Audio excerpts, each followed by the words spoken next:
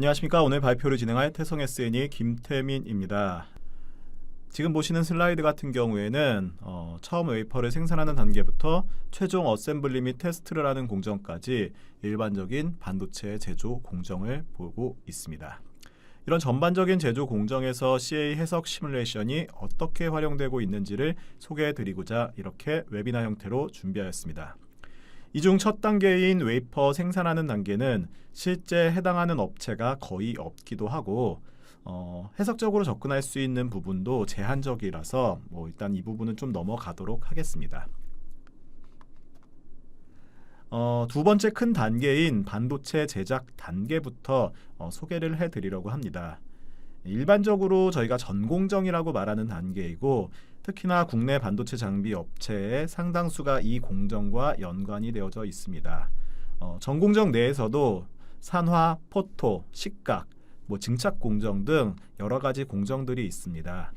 각 공정대에 대해서 간략하게 소개를 드리고 실질적으로 그 공정에서 해석적으로 접근하는 방법과 그를 통해서 얻을 수 있는 결과가 어떤 것이 있는지에 대해서 간략하게 알아보는 시간을 갖도록 하겠습니다. 편의상 이제 유동 해석, 구조 해석, 전자기장 해석 등 피직스별로 나누어져 있기 때문에 그렇게 구분해서 진행을 하도록 하겠습니다.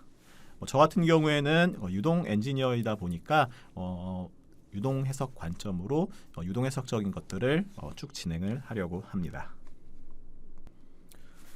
오늘은 말씀드린 세미컨덕터 패브리케이션 단계 중 일부를 소개해 드리려고 합니다. 이 전공정 단계에서는 CFD 해석으로 적용하는 부분이 가장 많기 때문에 첫 번째로 CFD 관점에서 전반적인 내용을 소개해 드리도록 하겠습니다. 이 슬라이드에서는 세미컨덕터 패브리케이션 단계만 따로 보여주고 있습니다. 각 공정마다 여러 가지 단계가 있고 많은 장비들이 사용됩니다. 아마 들으시는 분들도 모든 공정을 다 진행하시는 않으리라고 저도 생각을 합니다. 하시는 업무와 조금은 다른 내용이라고 하더라도 전반적으로 해석 접근 방법에 대한 얘기니까 조금씩은 도움이 될 거니까 한번 들어봐 주시기 바랍니다. 제가 주로 설명하는 부분은 각 공정 그리고 각 장비에서 CA 해석 시뮬레이션이 어떻게 적용되는지, 특히 저 같은 경우에는 CFD 해석을 이용하여서 그리고 그를 통해 얻을 수 있는 결과 등에 대해서 말씀을 드리려고 합니다. 앞서 말씀드린 것처럼 아직까지는 단일 피직스 형태로 해석을 진행하는 경우가 많기 때문에 유동 해석, 구조 해석, 그리고 전자기장 해석을 각각 따로 설명드리려고 합니다. 처음 소개해드릴 세미컨덕터 패브리케이션 이 공정 단계에서는 유동 해석이 영역이 비중을 많이 차지하기 때문에 말씀드린 것처럼 순서가 이렇게 진행되는 부분은 양지해 주시기 바랍니다. 자, 본격적으로 이제 한번 공정에 대해서 이제 말씀을 드리도록 하겠습니다. 제일 처음에 나오는 공정은 세정 공정입니다. 세정 공정 같은 경우에는 전체 공정 중간중간에 들어가게 되어지는데 크게 보통 저희가 세정 공정을 나눌 때 여러 장을 한 번에 진행하는 배치 타입과 그 다음에 한 장씩 진행하는 시트 타입으로 나누게 됩니다. 목적에 따라 다르게 사용되고 배치 타입의 경우 지금 그림에서 보시는 것처럼 케미칼이 담긴 배스에 배치 단위의 웨이퍼를 담그는 방식을 사용하고 있습니다. 엔시스 플런트를 사용하여서 배치 내 유체 흐름을 가시화할 수 있으며 웨이퍼 표면의 shear 스트레스 등을 통해 유동과 오염물질 제거 사이의 연관성을 확인을 하실 수가 있습니다. 이를 토대로 생산 효율성 및 수율 향상을 위한 노즐 및 세정 탱크 설계 등이 가능합니다. 보통 세정 공정뿐 아니라 다른 여러 공정에서 배치 타입으로 배치 단위로 작업을 진행하는 경우가 많이 있는데 이런 경우에는 문제가 되는 것이 보통 웨이퍼 자체의 두께도 얇고 웨이퍼와 웨이퍼 사이의 좁은 틈에 의해서 그 부분에다가 좋은 품질의 격자를 넣어야만 하게 되는 경우가 발생을 하거든요. 이런 경우가 이제 상당히 어렵습니다. 또한 보통 웨이퍼 표면의 값을 보기 위해서는 바운더리 레이어까지 그 와중에 좀 넣어야 되는 경우도 있습니다. 저희 플런트 매싱을 이용하면은 이런 형상에서도 워크플로우 기법을 이용하여서 보다 쉽고 빠르게 양질의 격자를 생성할 수 있으니까 한번 참고해 주시기 바랍니다. 시트 타입의 경우입니다. 시트 타입은 배치 타입에 비해서 효과적이고 균일한 세정을 할 수 있지만 속도가 느린 단점이 있습니다.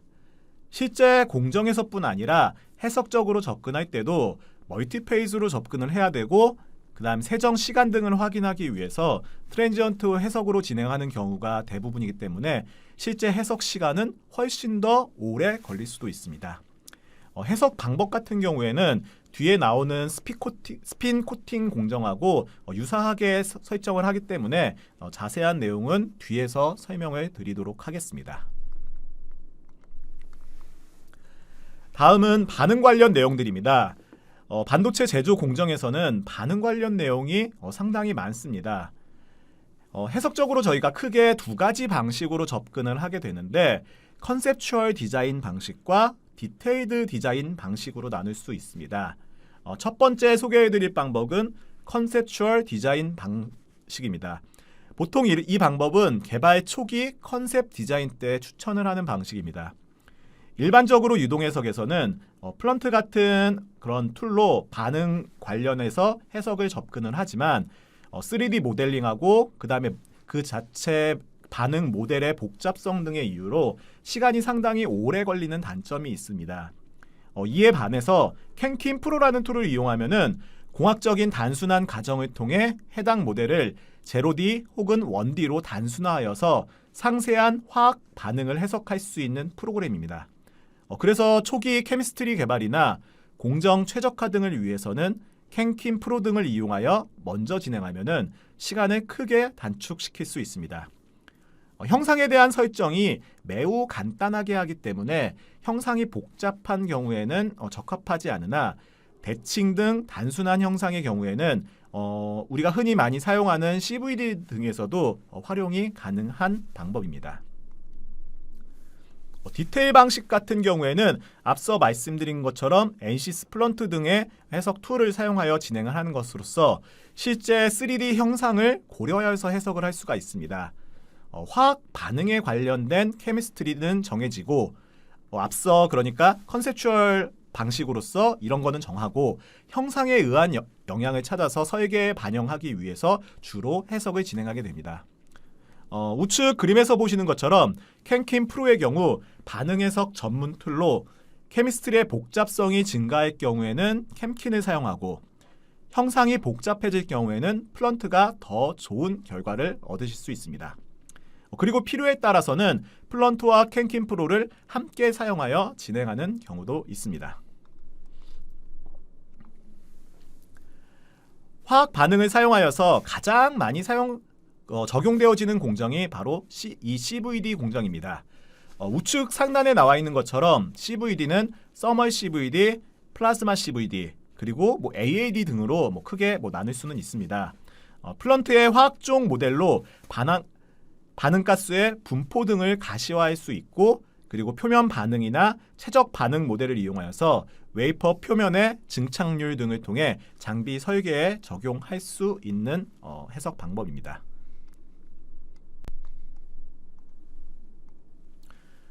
간단한 형상을 가지고 CVD 해석을 한 예시를 보여드리도록 하겠습니다. 먼저 보시는 것은 형상입니다. 상단에 반응가스를 투입하는 인렛이 있고 사이드 쪽으로 아웃렛을 만들었습니다. 유동 균일화를 위한 2단의 분배판을 고려를 했습니다. 보시는 것이 실제 여러분들이 사용하시는 반응기 형상은 아니고요. 일반 싱글 타입 CVD 등의 좀 더 복잡한 형상을 위해서 임의의 분배판을 추가하여서 만든 형상입니다. 격자입니다. 단순한 형상일 경우에는 격자를 크게 신경을 쓰지 않아도 됩니다. 하지만 CVD의 경우에는 유동의 균일성을 위해서 보통 샤워헤드가 추가되는 경우가 많이 있습니다. 2단에서 3단 정도의 샤워헤드는 형상의 복잡성이 증가하고 홀의 크기도 균일하지 않기 때문에 격자를 넣는데 어려움이 있습니다. 이런 형상 크기가 차이가 많이 나는 경우에는 보시는 그림과 같이 컷셀 격자도 좋은 방법이 될 수 있습니다. 내부 격자 형상입니다. 전체 도메인에서 가장 작은 형상인 홀 기준으로 격자 사이즈가 정해지게 되어집니다. 그 기준으로 격자를 생성하면은 격자 수가 너무 많아지기 때문에 저희 같은 경우에는 컷셀 격자를 사용해 보았습니다. 홀 부분에는 격자를 조금 더 많이 넣고 그렇지 않은 곳은 상대적으로 적게 넣어서 격자 수를 조절을 하였습니다. 해석 결과입니다. 플런트를 이용하여서 CVD 해석을 진행을 하면은 보시는 것처럼 반응 기체의 농도 분포 그리고 유선을 통해 전체적인 흐름을 볼 수가 있습니다. 그리고 뭐 속도 분포 그리고 어떻게 보면 가장 중요한 증착률 등을 해석을 통해서 확인을 하실 수가 있습니다. 지금 보시는 그림이 SI의 증착률을 보시는 겁니다. CVD를 하시는 많은 분들이 포스트에서 제일 관심 있는 부분은 보통 증착 두께입니다. 기본적으로 플런트에서 제공하는 포스트 항목은 조금 전에 보신 증착률 이런 부분 정도입니다. 하지만 별도의 작업을 통해서 두께를 표현을 하실 수는 있습니다.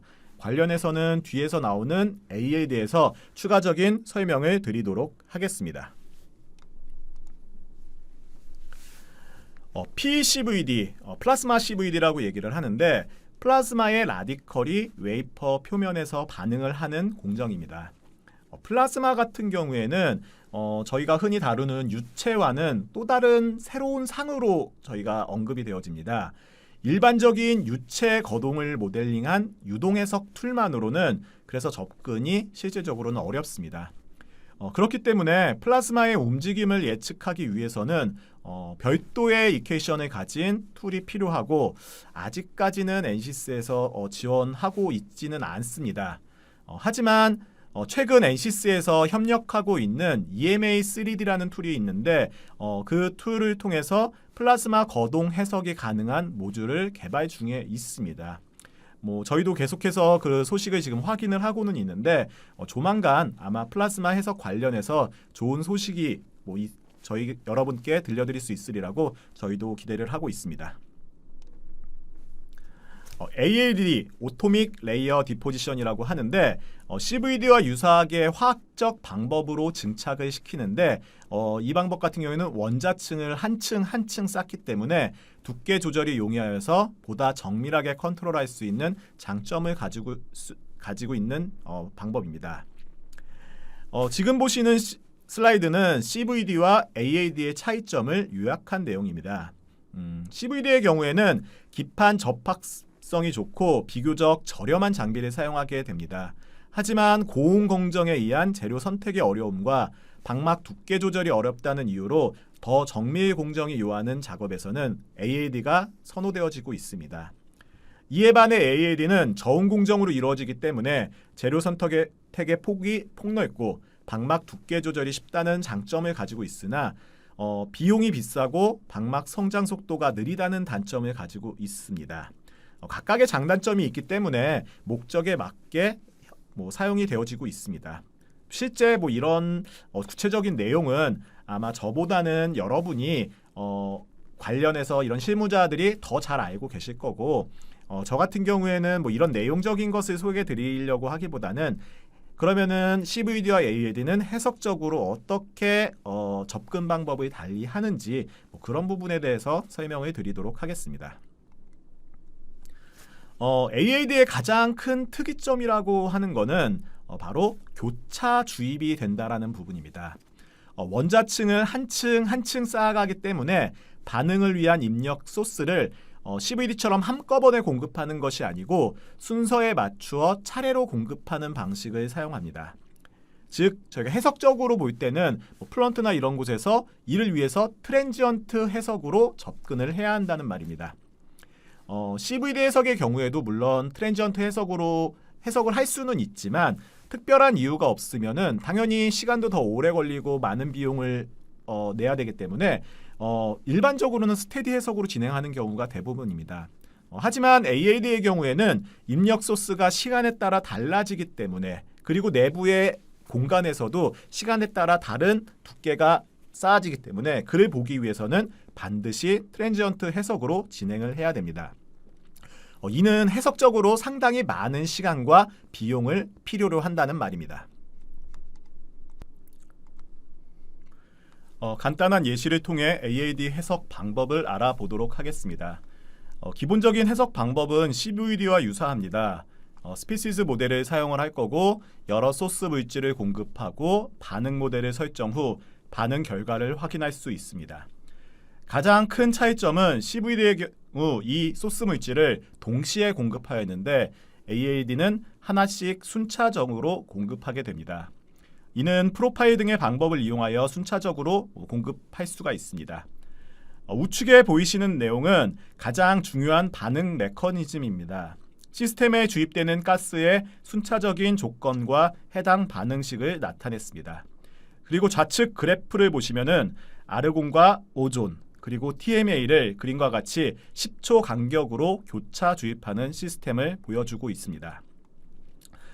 저희 같은 경우에는 2사이클 정도를 계산을 했고 지금 보시는 것처럼 이 절반에 해당하는 부분이 하나의 사이클이라고 보시면 됩니다. 여기서 지금 시간하고 설정 그리고 해석 이런 것 부분은 해석 방법적인 부분을 저희가 설명드리기 위해서 임의로 만든 것이기 때문에 실제 해석 메커니즘 이런 건 조금은 차이가 있을 수 있습니다. 이런 부분은 좀 양해를 좀 부탁드리도록 하겠습니다. 제일 먼저 0초에서 10초까지는 트리메탈 알루미늄을 주입을 하고 그리고 다시 10초 동안은 아르곤으로 퍼지를 진행을 하고요. 그리고 10초 동안은 오존을 주입을 합니다. 그리고 마지막으로 다시 10초간은 퍼지를 하는 것을 한 사이클로 이루어지고 있습니다. 그에 따른 각각의 반응식도 옆에서 보실 수가 있습니다. 자, 형상은 매우 단순하게 표현을 했습니다. 가운데 빨간색으로 보이는 것이 웨이퍼이고 한쪽으로는 가스가 공급되고 그리고 다른 반대쪽으로는 가스가 나가게 되어 있습니다. 이때 유속 분포를 통해서 내부 가스의 대략적인 흐름 같은 거를 확인을 하실 수가 있습니다.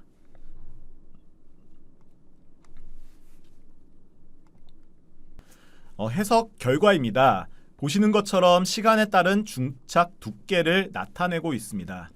이전 제가 CVD 해석 결과에서 잠깐 말씀드렸었는데 증착 두께를 계산하는 방법은 지금 좌측 상단에 보시는 수식과로 확인을 하시면 됩니다. 프런트에서 커스텀 필드 펑션이나 익스프레션 등을 이용을 하여서 해당 수식을 적용하고 우측 그림처럼 증착 두께를 확인하실 수가 있습니다. 단 증착률 단위를 보시면은 저기 H 데포지션이라고 되어져 있는 부분을 보시면은 시간 텀이 포함이 되어져 있습니다. 그렇기 때문에 트랜지언트 해석으로 진행할 때만 이 증착 두께를 확인할 수가 있습니다. 시간이 증가함에 따라서 증착 두께가 증가하는 것을 지금 컨투어를 통해서 그리고 좌측 그래프를 통해서도 확인을 하실 수가 있습니다. 기상 증착 중 다른 모델인 에피텍슈얼 성장 방법입니다. 앞서 소개한 CVD 방법과 거의 유사하게 역시 플런트의 화학적 모델과 표면 반응 모델 등을 사용하여서 진행할 수 있습니다. 기존 소개한 방법과 조금 다른 점은 열확산법이라는 걸 이용을 할 때 플런트에서 서머의 디퓨전이 디폴트로는 꺼져 있는데 이 부분을 켜줘야지 지금 우측 그림처럼 제대로 된 해석 결과를 보실 수가 있습니다. 지금 이 해석을 통해서 반응기 내부 영역의 온도 및 속도 분포 등을 가시화하여서 설계에 반영을 하실 수가 있습니다. 다음은 액상 증착 관련 내용입니다. 전기 도금 등이 이에 해당되는데 플런트에서는 간단한 전기 화학 반응이 모사가 가능하므로 해석적으로 접근이 가능합니다. 기존 기상증착 방법과 차이점은 전기도금을 위하여서 전기적 특성 입력하는 부분과 실제 증착이 되어서 성장해 나가는 것을 모사를 한다는 부분입니다. 보통 저희가 반응 해석을 하게 되면은 증착률이나 방금 전에 보셨던 것처럼 계산을 통한 증착 두께를 수치적으로 표현을 할 수 있지만 실제 쌓이지는 않습니다.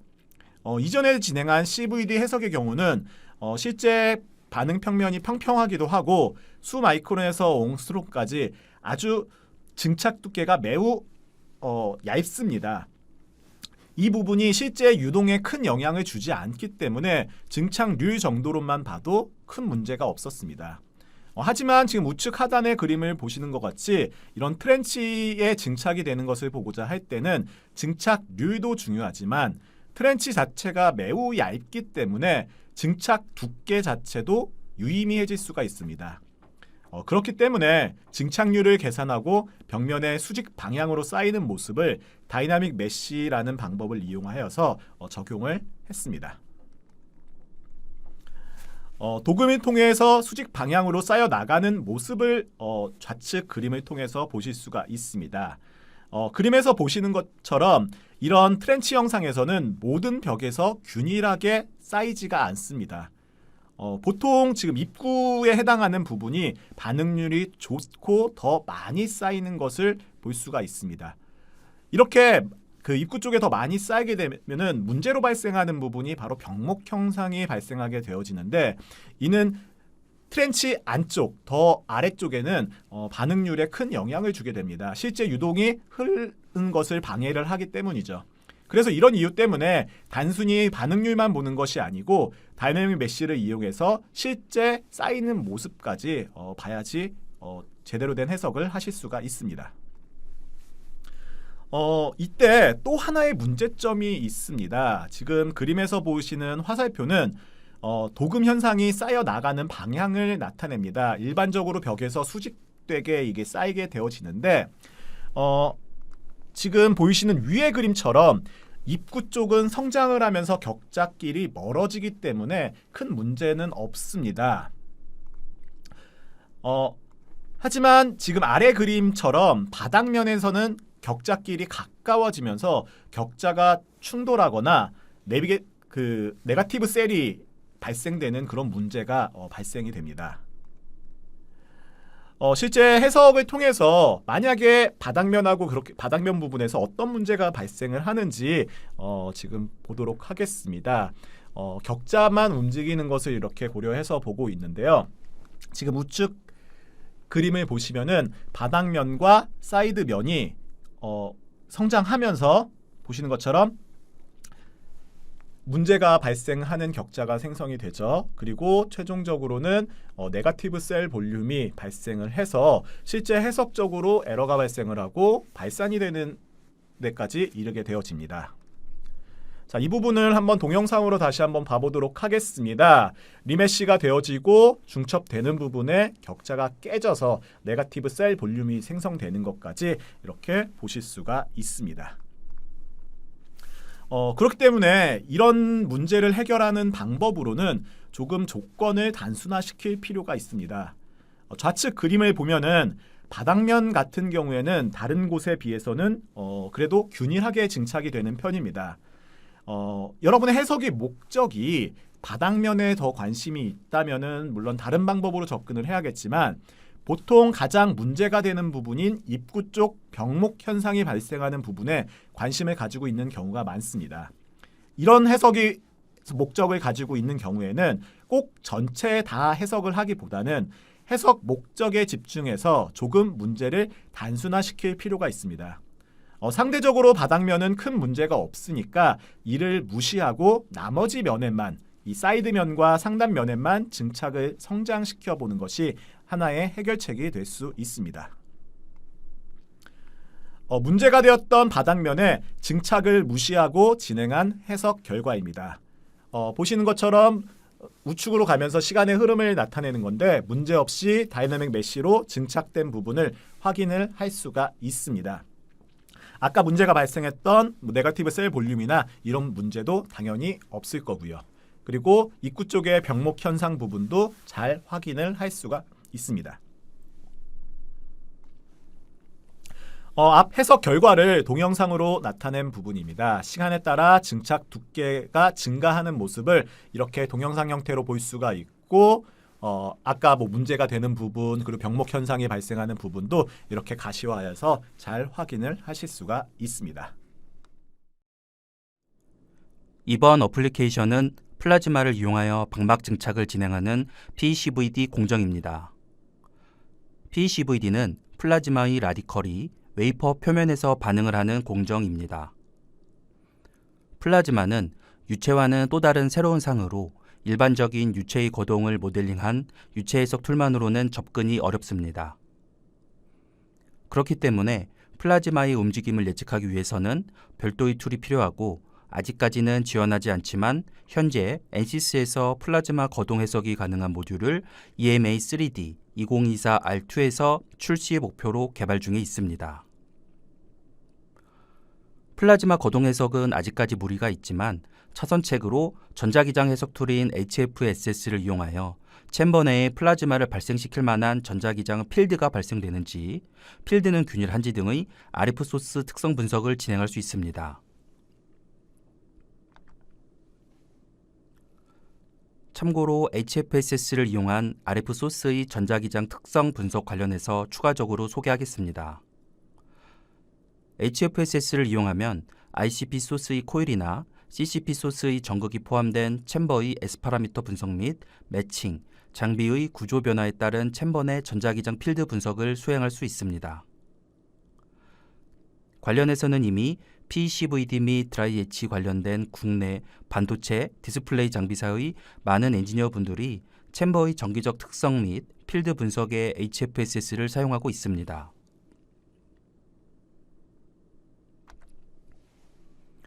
추가로 2023R1 HFSS에서는 비선형 드루드 모델과 플라즈마 밀도 계산 기능이 추가되었습니다. 해당 기능을 사용하면 플라즈마 거동 해석은 불가하지만 단순 브레이크다운 필드값 이상의 이 필드가 나타날 경우 해당 영역에서 얼마만큼의 플라즈마 덴시티가 형성되는지 간단하게 경향성 확인을 할 수 있습니다. 우측의 그림은 옥시겐 가스가 주입된 ICP CVD 챔버의 플라즈마 밀도를 시각화한 예입니다. 그림처럼 PCVD 및 드라이치 관련된 반도체 디스플레이 장비사나 마이크로파 유도 플라즈마를 분석하는 사용자들이 플라즈마 발생 및 밀도에 대한 예측이 가능합니다.